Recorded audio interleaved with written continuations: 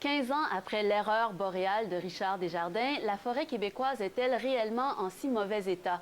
Loin de là, selon un court documentaire de 6 minutes réalisé pour l'Institut économique de Montréal, nous recevons Jasmin Guénette qui a réalisé la vidéo et qui est aussi vice-président à l'IEDM. Monsieur Guénette, bonjour. Bonjour.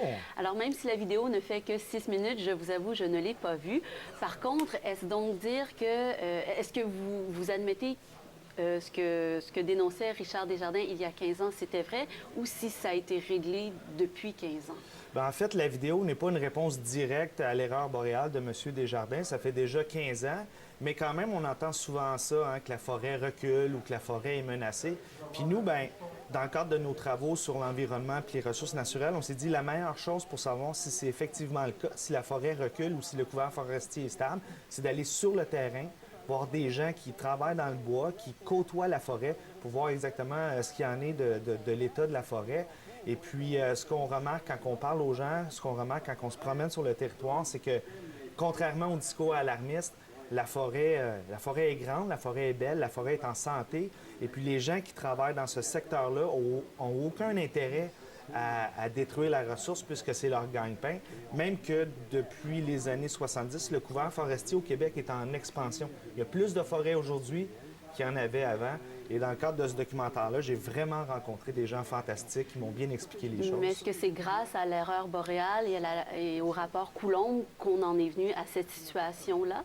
Bien, je pense que le couvert forestier est en expansion depuis les années 70, bien avant donc la sortie du film de M. Desjardins. Les pratiques forestières changent souvent et puis je suis certain que les propos de M. Desjardins ont aidé en quelque sorte peut-être à améliorer un peu la situation, mais je pense qu'à la base, c'est que les gens qui côtoient la forêt, que ce soit les pourvoyeurs, que ce soit les gens dans les ZEC, que ce soit les gens qui ont un chalet en forêt, tout comme les gens qui travaillent en forêt, là, qui travaillent pour les compagnies forestières, les gens ont un grand respect pour la nature parce que c'est leur gagne-pain. Les Inuits que j'ai rencontrés, la forêt, c'est leur garde-manger. Donc, tout le monde a intérêt à ce que la ressource soit là pour longtemps, pour les autres générations puis les autres générations. Mais donc, pour vous, il n'y a jamais eu de problème menaçant de régénération de la forêt? C'est parce que c'est sûr que si on filme une forêt qui vient d'être coupée, c'est pas nécessairement la chose la plus belle à voir, hein? On a des équipements qui rentrent en forêt, puis là, bien, on va récolter les arbres.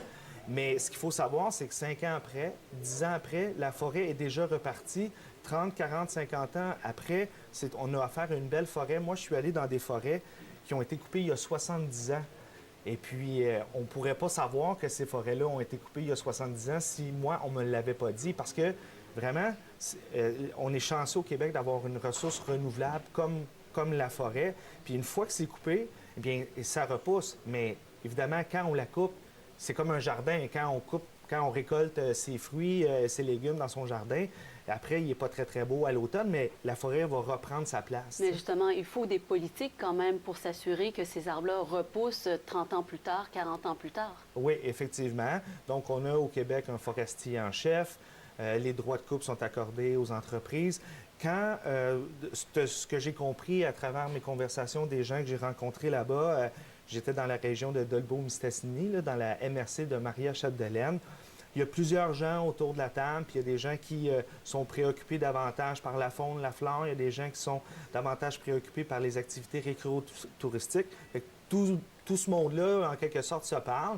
Puis je pense que dans la très grande majorité des cas, on arrive à avoir une exploitation forestière qui se fait en respectant la nature puis les gens qui vivent en bordure de la forêt. D'accord. Jasmin Guénette, vice-président à l'IEDM, merci beaucoup d'être venu nous parler de cette vidéo que j'écouterai après ce bulletin. Ça me fait plaisir. Merci. Au revoir.